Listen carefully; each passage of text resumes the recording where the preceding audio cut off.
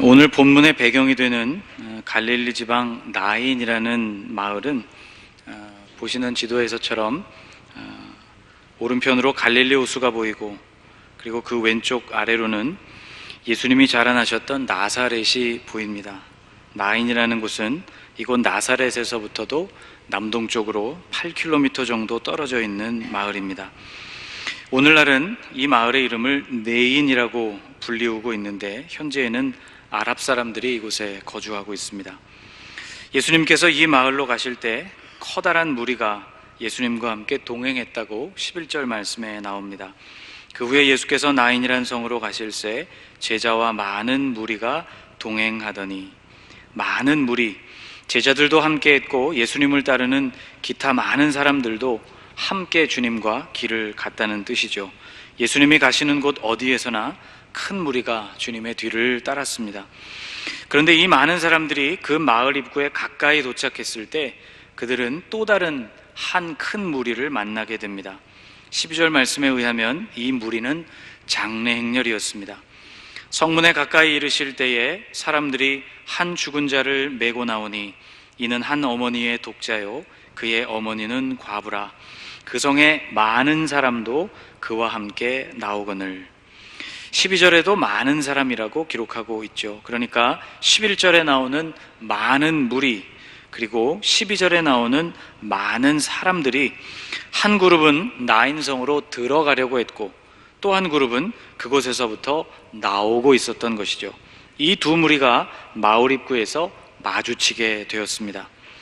나인이라는 마을은 현재에도 200명 정도가 살고 있는 별로 크지 않은 성읍입니다. 2000년 전에는 아마 이보다 더 많지는 않았을 것이다, 그렇게 생각이 됩니다. 그런데 이런 작은 마을에서 그렇게 많은 사람들이 장례 행렬에 참여했다는 이 사실이, 이 장례가 그들에게 그만큼 중요한 의미를 지니고 있었다는 것을 보여줍니다. 죽은 이는 외아들이었습니다. 그리고 그의 어머니는 과부였죠. 여러분, 이 세상에 슬프지 않은 장례식은 없습니다마는 이 장례식은 그래서 더더욱 슬픈 장례식이었습니다. 과부는 고대 이스라엘에서 제일 불쌍한 사람들 가운데 하나로 여겨지는 그런 사람들이었습니다. 성인 남성 중심의 사회에서 여자가 혼자 살아가기라는 것은 쉬운 일이 아니었기 때문이죠. 신명기 율법에 의하면 매 3년마다 거두어지는 소산의 10분의 1을 성읍마다 저축하도록 하는 그런 제도가 있었습니다. 그 이유는 의지할 곳이 없는 사람들을 위해서 그것을 비축해 두는 것이었죠. 매 3년 끝에 그해 10분의 1을 다 내어 내 성읍에 저축하여 너희 중에 분깃이나 기업이 없는 레위인과 내 성 중에 거류하는 객과 및 고아와 과부들이 와서 먹고 배부르게 하라. 그리하면 내 하나님 여호와께서 내 손으로 하는 범사에 내게 복을 주시리라. 의지할 곳이 없어서 배려해야 하는 사람들 중에 바로 과부가 들어 있습니다. 구약시대에 담보물로 삼는 것 중에는 그들이 평상시에 입고 다니는 겉옷이 있었습니다. 하나님께서는 이웃의 옷, 그 겉옷을 전당 잡게 될 때 해가 지기 전까지는 그 옷을 그 주인에게 되돌려주라는 말씀을 들려주십니다. 출애굽기에 나오는 말씀이죠. 내가 만일 이웃의 옷을 전당 잡거든 해가 지기 전에 그에게 돌려보내라. 이스라엘은 해가 떨어지면 기온도 더불어서 뚝 떨어지는 곳입니다. 추운 밤을 따뜻하게 보낼 수 있도록 그에게 최소한의 자비를 베풀어야 한다는 말씀인 것이죠. 그러니까 적어도 해가 떠 있는 낮 동안에는 겉옷을 전당 잡을 수가 있었습니다. 그러나 과부에게는 이것조차 금지되어 있었습니다. 너는 객이나 고아의 송사를 억울하게 하지 말며 과부의 옷을 전당 잡지 말라. 과부는 평범한 사람보다도 더 힘들게 살아가는 사람들이었기 때문이죠. 또 신명기 율법에는 추수 때에 이렇게 하라는 가르침이 나옵니다. 내가 밭에서 곡식을 벨 때에 그 한 뭇을 밭에 잃어버렸거든 다시 가서 가져오지 말고 나그네와 고아와 과부를 위하여 남겨두라. 그리하면 내 하나님 여호와께서 내 손으로 하는 모든 일에 복을 내리시리라. 베어놓은 곡식 중에서 한 묶음을 깜빡 잊고 가져오지 않았다면 다시 돌아가서 그것을 챙겨오지 말고 그것을 남겨두라는 말씀이죠. 바로 과부를 위해서였습니다. 올리브나무에서 올리브를 떨어낼 때에도 한 번 떤 가지는 다시 살피지 말라고 말씀하십니다. 내가 내 감람나무를 떤 후에 그 가지를 다시 살피지 말고 그 남은 것은 객과 고아와 과부를 위하여 남겨두며 과부가 그 남은 열매를 딸 수 있도록 배려하라는 뜻이었습니다. 포도원에서 포도를 딸 때도 실수로 따지 못한 포도가 있더라도 그것을 다시 따지 말라고 말씀합니다. 내가 내 포도원에 포도를 딴 후에 그 남은 것을 다시 따지 말고 객과 고아와 과부를 위하여 남겨두라. 과부와 같이 어려운 이들이 남은 열매를 먹을 수 있도록 하라는 의도였습니다. 이사야서 54장에는 이런 말씀이 등장합니다. 두려워하지 말라. 내가 수치를 당하지 아니하리라. 놀라지 말라. 내가 부끄러움을 보지 아니하리라. 내가 내 젊었을 때의 수치를 잊겠고 과부 때의 치욕을 다시 기억함이 없으리니. 이 말씀은 하나님께서 이스라엘 백성들을 다시 회복시켜 주실 것에 대한 약속의 말씀입니다. 하나님 없이 살았던 지난 시절을 성경 말씀에서는 과부 때의 치욕이라고 표현하고 있습니다. 수천 년 전 이스라엘 땅에서 과부로 살아간다는 일은 그만큼 힘들 뿐만 아니라 수치스럽게 여겨질 만큼 힘든 삶이었다는 것을 잘 알 수 있는 말씀입니다. 예수님 당시의 과부는 바로 그런 존재였습니다. 그러므로 이 과부에게 유일한 소망이 있었다면 그것은 바로 그의 아들이었죠. 그는 어머니의 모든 것이었습니다. 그런데 바로 그 외아들이 죽음을 맞이한 것이죠. 모든 기쁨과 희망이 사라져버린 상태. 과부가 살았던 이 동네의 이름 나인이라는 이름은 기쁨 또는 아름다움이라는 뜻을 가지고 있습니다. 지금도 작고 아담한 마을이지만 비가 내리는 계절에는 색색의 꽃들이 들판마다 만발하는 아름다운 마을입니다. 성지순례에서 메인 코스로 등장해서 자주 들리지는 않는 마을이지만 시간적인 여유가 있으면 들러볼 만한 그런 작은 마을이죠. 그러나 유독 주님이 방문하신 이날만큼은 그 이름, 기쁨 또는 아름다움이라고 상징되어지는 그 이름과는 참으로 이질적인 풍경이 예수님과 그리고 동행하는 이들의 눈앞에 펼쳐진 것입니다. 예수님께서는 이 장래행녀를 만나셨을 때 뜻밖의 행동을 취하셨습니다. 우선 예수님은 그 과부에게 말을 거셨습니다. 여러분, 장례식장에 가셔서 유가족에게 말을 걸어보신 경험이 있으십니까? 무슨 말을 해야 할지, 어떤 톤으로 어떤 감정을 가지고 그들에게 그 말을 전해야 할지 참 쉽지가 않습니다. 그런데 주님은 이 과부에게 말을 거셨다는 것이죠. 더구나 이 과부에게 첫 번째로 주님이 던지신 말씀은 놀랍게도 울지 말라는 말씀이었습니다. 주께서 과부를 보시고 불쌍히 여기사 울지 말라 하시고, 여러분, 슬퍼서 울고 있는 사람에게 울지 말라고 말하는 것처럼 잔인한 말이 없습니다. 어릴 때 어른들로부터 그런 말을 많이 들었습니다. 울지 마, 남자는 우는 거 아니야. 아마 여기 계신 남성분들 그런 이야기들 많이 들어보셨을 텐데 어릴 때 억울함이 마음속에서 북받쳐 오르더군요. 남자는 왜 울면 안 되는 걸까? 억울했던 기억이 납니다. 단순히 속상한 일 때문도 아니고 사랑하고 의지하던 외아들이 죽어서 그 슬픔 때문에 울고 있는데 주님은 울지 말라고 이 여인에게 말씀하십니다. 좀 지나쳐 보이는 말씀처럼 보이죠. 뿐만 아니라 예수님은 관에 손을 대셨습니다. 14절 말씀을 보면 가까이 가셔서 그 관에 손을 대시니 맨 자들이 서는지라 라고 기록하고 있습니다. 관이라고 되어 있지만 이스라엘의 관습상 아마 이것은 뚜껑이 없는 들것을 의미하는 그런 말입니다. 아마 그 위에는 세마포와 같은 천으로 시신을 감싸서 그 시신을 아마 그 위에 올려놓았을 텐데, 이스라엘의 장례는 장례위원들 이외에는 죽은 이에게 접촉하는 일이 엄격하게 금해져 있던 때였습니다. 율법에도 시신과 접촉을 하게 되면 부정함을 입게 되어서 일주일 동안이나 격리되어 지내야만 했다 하는 법이 율법에 기록되어 있죠. 그런데도 주님은 손을 대셨습니다. 예수님 때문에 이 장례 행렬은 멈추고 말았습니다. 고대 이스라엘에서는 장래 행렬을 만나게 될 때 누구든 그 행렬을 만나는 사람들이 그 일을 함께 아파하고 슬퍼하는 전통이 있었습니다. 그런데 주님은 함께 슬퍼하시기는커녕 과부를 향해서 말씀하시기를 울지 말라고 말씀하셨습니다. 또 장래 행렬을 만나게 될 때 사람들은 어떤 중요한 볼일이 있더라도 그 일을 잠시 중단하고 장래 행렬이 먼저 그 길을 지나갈 수 있도록 양보하는 것이 이스라엘의 전통이었습니다.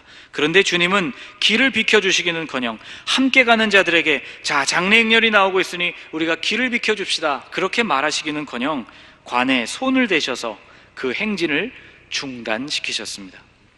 이것은 쉽게 간과할 수 있는 사건이 아니었다는 것이죠. 사람들은 술렁이기 시작했을 것이고 아마 그 마을 사람들 중에는 분노하는 사람들도 있었을 것입니다. 그런데 그렇게 관에 손을 대셔서 일행들을 멈추게 하신 이후에 주님은 죽어서 거기 누워있는 청년에게 이렇게 말씀하십니다. 예수께서 이르시되 청년아, 내가 네게 말하노니 일어나라. 여러분, 일어나라고 하시기 이전에 주님이 하신 이 말씀을 주목해 보십시오. 주님은 내가 네게 말하노니 라고 말씀하고 계십니다. 주님은 지금 그 말씀을 들려주고 계신 그분 당신이 누구인지에 대해서 일부러 강조하고 계십니다. 거기에 서 있는 사람들, 장래 행렬을 멈춘 것을 의아하게 생각하는 사람들, 그리고 그것을 매우 언짢게 생각하는 모든 사람들이 그들의 귓가에 밝히 들을 수 있도록 일부러 말씀하신 것이죠. 여러분, 말씀의 권위는 그 말씀을 하고 있는 존재로부터 나옵니다. 어린아이도 장난삼아 의사봉을 두드릴 수 있죠. 그러나 재판장이 두드리는 의사봉과는 엄연히 다른 권위를 가집니다. 어린이가 두드리는 이 의사봉에는 아무런 효력이 없지만 재판장이 두드리는 의사봉에는 그에 따른 효력이 반드시 발생하게 되어 있습니다. 이것이 바로 그 말씀과 취하는 행동이 가지는 권위가 그것을 말하거나 그것을 행하는 존재로부터 나온다는 말입니다. 여러분, 예수님은 만왕의 왕이십니다. 주인들의 주인이 되시는 분이십니다. 주님의 말씀에는 모든 능력과 권위가 실리게 되는 것이죠. 그 주님께서 이렇게 말씀하시는 것입니다. 청년아, 내가 너에게 말하노니 일어나라. 권위 있는 주님의 이 말씀 앞에 청년의 영혼이 돌아왔습니다. 죽었던 자가 일어나 앉고 말도 하거늘. 그리고 주님은 다시 살아난 그 청년을 어머니에게 돌려주셨죠. 예수께서 그를 그 어머니에게 주시니 현장에 있던 모든 사람들에게 말할 수 없이 놀라움과 그리고 죽은 자도 살려내는 주님의 능력 앞에서 모든 사람들에게 두려움이 임했습니다. 사람들은 이 사건을 보면서 구약시대의 한 명의 선지자를 떠올렸는데 그가 바로 엘리사였습니다. 엘리사는 수넴이라는 마을에서 한 소년, 죽었던 소년을 살려냈던 선지자이죠. 여러분, 수넴은 바로 나인이라는 동네, 언덕을 하나 넘어가면 만나게 되는 바로 옆 동네입니다. 그래서 사람들은 16절에서 이렇게 외칩니다. 큰 선지자가 우리 가운데 일어나셨다. 그러나 여러분, 예수님은 엘리사 정도에 미치는 큰 선지자 정도에 머무시는 분이 아니시죠. 그분은 만물과 생명을 주관하시는 하나님이십니다. 여러분, 이 이야기의 처음으로 우리가 다시 돌아가 보십시다. 두 무리가 나인이라는 마을 입구에서 맞닥뜨렸습니다. 나인에서 나오는 무리와 나인으로 들어가려는 무리였죠. 이 두 부류는 완전히 다른 특성을 지닌 무리였습니다. 밖으로 나오는 무리는 죽은 자를 뒤따르며 슬퍼하는 행렬이요, 안으로 들어가는 무리는 생명이신 예수님을 뒤따르는 생명의 행렬이었던 것이죠. 확연하게 달랐던 이 두 무리를 주님은 하나로 만드셨습니다. 죽은 자에게 손을 대심으로 주님은 그들을 하나로 만드신 것입니다. 죽음을 슬퍼하던 무리는 다시 주어진 생명을 기뻐하고 주님의 능력 앞에 놀라고 찬송하는 무리로 변화된 것입니다. 이 놀라운 사건 앞에서 사람들은 이렇게 외쳤습니다. 여러분, 16절을 같이 읽어보겠습니다. 모든 사람이 두려워하며 하나님께 영광을 돌려 이르되 큰 선지자가 우리 가운데 일어나셨다 하고 또 하나님께서 자기 백성을 돌보셨다 하더라. 하나님께서 자기 백성을 돌보셨다 하더라. 여기 나오는 돌보다, 주님이 돌보셨다는 이 말은 헬라어로 에피스캡토마이라는 단어입니다. 이 말은 보다, 조사하다, 눈으로 살펴보다, 방문하다 혹은 가서 살펴보다 라는 뜻을 가진 단어입니다. 그냥 대충 살펴보는 것이 아니라 아주 철저하게 조사하는 것, 그리고 세밀하게 그 일을 살펴보는 것, 그것이 바로 에피스캡토마이라는 단어의 의미입니다. 영어로 스캡틱이라는 단어가 있죠. 의심 많은 사람을 뜻하는 말입니다. 그 어원이 바로 이 에피스캡토마이입니다. 아주 철저하게 조사하는 사람, 세밀하게 살펴보고 확인해야만 직성이 풀리는 사람, 그를 가르쳐서 스캡틱이라고 부릅니다. 바로 과부를 향한 주님의 모습이 그러했습니다. 예수님은 과부를 불쌍히 여기셨습니다. 장례행렬이 나오는구나, 그냥 이렇게 생각하지를 않으시고 그 죽은 이와 그 죽은 청년의 어머니를 보셨다는 것이죠. 그리고 그것이 얼마나 슬프고 안타까운 장례인지를 주님은 깊이 생각하셨습니다. 그리고 그들을 불쌍히 여겨주셨습니다. 그리고 주님은 그 관을 터치하셨습니다. 불쌍하다고 생각만 하지 않으시고 주님은 움직이신 것이죠. 사람들이 곤란해하고 분노하게 될 것도 아셨지만 주님은 손을 그 관에 대셔서 그 행렬을 멈추게 만드셨습니다. 주님은 또한 말씀해 주셨습니다. 싸늘하게 식어있는 그 청년의 육체를 향해서 권위 있는 말씀을 선포해 주셨습니다. 만왕의 왕이시고 만유를 다스리는 창조주 하나님의 권세 있는 말씀으로 그 육체 위에 선포해 주신 것이죠. 여러분, 주님의 돌보심, 조사하고 살펴보고 방문하고 가서 자세히 들여다보는 주님의 살피심, 에피스캡토마이의 은혜는 바로 그렇게 실행된 것입니다. 현장에 오셨고 아픔에 공감하셨을 뿐만 아니라 주님의 손을 내어 미셨고 권위 있는 말씀으로 생명을 주시는 모습으로 이 놀라운 능력을 행하여 주셨습니다. 예수님의 제자였던 베드로도 그 현장에 있었을 것이라고 생각됩니다. 예수님께서 한 과부를 향해서 어떤 돌보심을 베푸시는지를 베드로는 아주 가까이에서 본 사람입니다. 오랜 시간이 흐른 뒤 베드로는 베드로 전서라는 편지를 기록했습니다. 이 편지는 로마에서 박해를 받아서 수없이 순교하고 환난을 당하는 성도들에게 보내진 편지입니다. 그 편지에 베드로는 이렇게 기록했습니다. 너희 염려를 다 주께 맡기라. 이는 그가 너희를 돌보심이라. 예수께서는 지금도 너희를 돌보신다. 예수님은 그냥 고난과 박해가 저렇게 진행되는구나, 강 건너 불구경하듯이 그렇게 쳐다보시는 분이 아니시고 가까이 오셔서 도우시고 돌보시는 분이시다. 주님은 지금도 너희를 돌보신다고 그렇게 편지를 쓰고 있는 것이죠. 사랑하는 여러분, 만왕의 왕이시고 모든 생명의 주권자가 되시는 예수님께서 오늘 여러분을 돌보십니다. 예수님께서 돌보십니다. 우리 함께 기도하십시다. 오늘 합심해서 한번 기도하기를 원합니다. 여러분, 어떤 환난과 고난 가운데 처하여 계십니까? 여러분의 마음이 무엇 때문에 슬프고 또 무엇 때문에 괴로우십니까?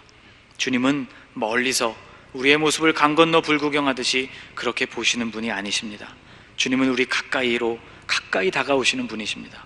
주님의 마음으로, 긍휼한 마음으로 우리를 불쌍히 여기시는 분이시고 그분의 손을 우리에게 내어 미시는 분이시고 권위와 능력을 가지신 주님의 말씀으로 우리에게 선포해 주시는 분이 오늘 우리가 섬기고 예배하는 예수님이십니다. 오늘 그분께 우리가 한번 기도했으면 좋겠습니다. 주님, 오늘 내게도 오셔서 주님의 사랑과 권위 있는 말씀으로 또 주님의 부드러운 손으로 주님 내 마음을 만져주셔서 상처와 어려움과 고난과 갈등과 이 힘든 시간들로부터 하나님 나를 구원하여 주옵소서. 주님, 나를 돌보아 주시니 감사합니다. 이 확신을 가지고 내가 살아갈 수 있도록 은혜를 베풀어 주옵소서. 우리 한번 합심해서 같이 기도하십시다. 살아계신 하나님 아버지, 은혜를 감사드립니다. 멀리 우리와 떨어져 계시지 않으시고 우리와 가장 가까이 오셔서 우리를 붙드시고 돌보시는 하나님 아버지, 오늘 우리의 심령 가운데 하나님의 은혜를 부어주시고 주님, 우리의 마음에 주님 말씀하여 주시기를 간절히 원합니다. 주님의 은혜와 사랑이 우리의 심령 깊은 곳에 주님 새겨지고 주님의 손이 우리의 마음에 닿기를 원합니다. 어려운 고난, 슬픔과 아픔과 하나님 말로 표현할 수 없는 어려운 일들 가운데 처해 있는 하나님의 사람들, 주님 그들의 심령에 찾아와 주시옵소서. 주셔서 주님, 우리를 보시고 돌보시는 하나님의 은혜로 우리의 마음을 만져 주옵소서. 주님, 주님의 그 사랑의 손으로 우리를 터치하여 주시고 죽었던 이를 살려주신 하나님의 은혜와 능력이 우리에게도 나타나게 도와주셔서 죽어가는 우리의 심령과 생명과 심령들마다 소생하게 되는 은혜를 누리게 하여 주옵소서. 예수님, 주님은 과부를 불쌍히 여겨주셨습니다. 가까이 가셔서 죽은 이에게 손을 내미셨습니다. 그리고 부드러운 음성으로 일어나라고 선포해 주셨습니다. 말로 다 표현하기 힘들 만한 큰 슬픔을 놀라운 기쁨으로 바꾸어 주셨습니다. 주님, 오늘 우리에게도 임하여 주옵소서. 우리를 긍휼히 여겨주시고 가까이 오셔서 우리의 상한 마음에 손을 내밀어 주옵소서. 부드러운 주님의 음성으로 우리에게 일어나라고 말씀하여 주옵소서. 절망과 질병과 죽음이 우리로부터 떠나가고 우리를 돌보시는 주님의 은혜로 인하여 다시 소생하는 역사가 나타나게 하여 주옵소서. 주님, 우리의 염려를 주님께 맡깁니다. 우리를 돌보시는 주님께 믿음으로 맡겨드립니다. 주님, 돌보아 주옵소서. 예수님의 이름으로 기도하옵나이다. 아멘.